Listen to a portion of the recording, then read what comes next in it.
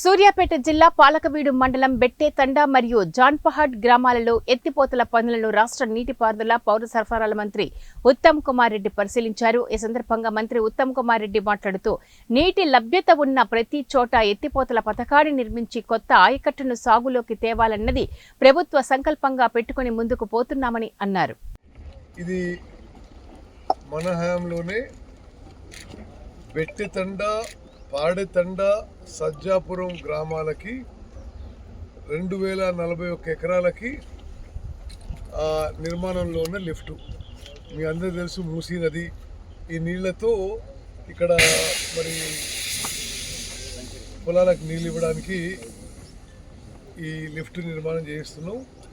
మొత్తం లిఫ్ట్ ఖర్చు 33.83 కోట్ల రూపాయలు. దీనివల్ల 2041 ఎకరాలకి నీళ్లు పారబోతున్నాయి. అంటే ఒక్కొక్క ఎకరానికి ప్రభుత్వం ఖర్చు పెడుతున్న సొమ్ము 1,66,000 ఈ లిఫ్ట్ ద్వారా. దీని కింద లబ్ధి పొందే రైతులు 2,176 మంది. అందులో గిరిజనులు 1877.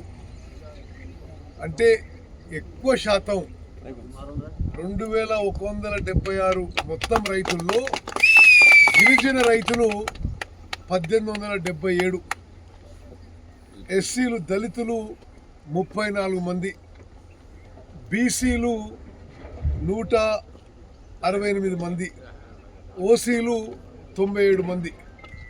ఓకే, ఇది మరి